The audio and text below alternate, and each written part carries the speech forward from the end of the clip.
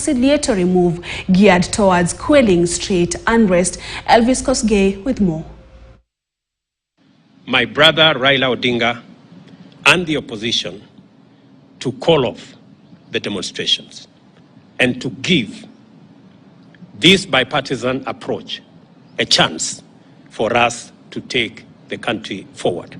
We ask that all arrests and prosecutions related to our demonstrations be stopped with immediate effect.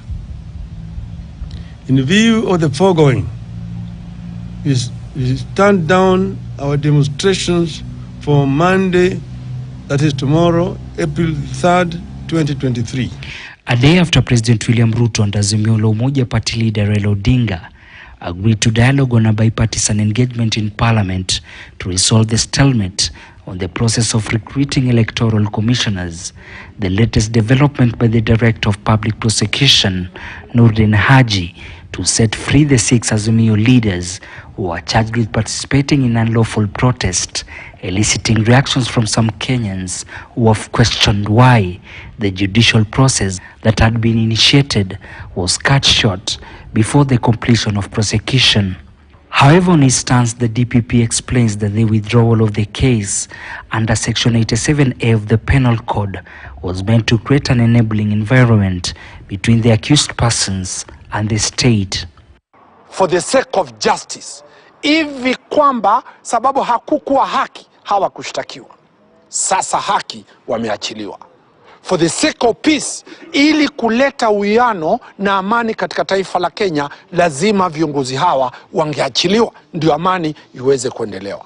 Na mwisho, ili kuleta peace katika taifa la Kenya, basi mahakama, yule kiongozi wa upinzani, kiongozi wa mashtaka, ameweka ombi kwamba ile kesi ziachiliwe. The reasons they had to withdraw this case was in the interest of justice, peace and dialogue that we have seen has been embraced by our leaders in this country.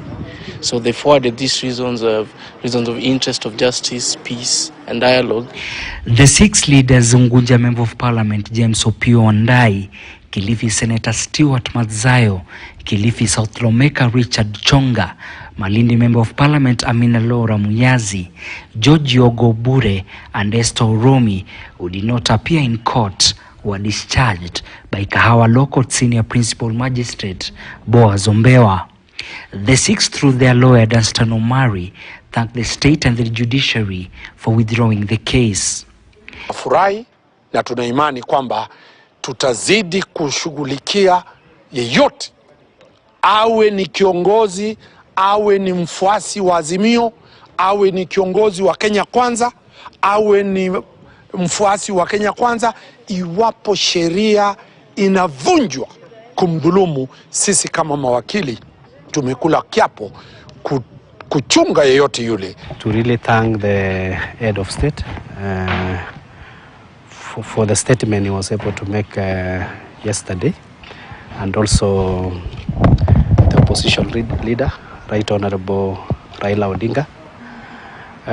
Peace, I think, is the most paramount thing in Kenya that everybody needs for there to be prosperity in terms of development and in terms of Kenyans moving forward with their livelihood.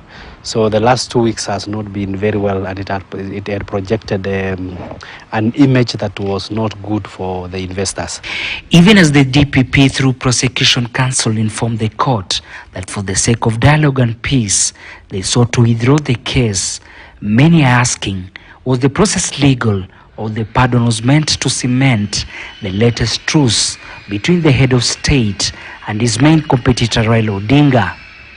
The ODPP recently came under attack for withdrawing a number of cases involving high-ranking government officials, among them Deputy President Rigathi Gachagua. The withdrawal of charges against the leaders due to demonstrations was one of the demands set out by Azimio leader Raila Odinga as he called off the nationwide mass action.